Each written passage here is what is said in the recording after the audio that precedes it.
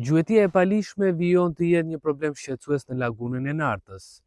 Gjuetar të palishëm të cilët me imitues gjuajnë rosat por edhe shpend të tjera, kanë improvizuar së fundmi një tjetër kasolle, pas problemit të ngritur në media, zonat e mbrojtura por edhe policia prishën 2 kasolle ndërkohë që është krijuar një tjetër.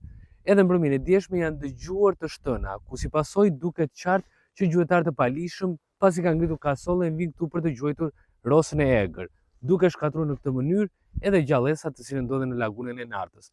Për t'ju treguar provat, po afrohem për të treguar provat në të cilën këtu janë fishekët në të cilën janë gjuajtur së fundmi nga gjuetar të palishëm.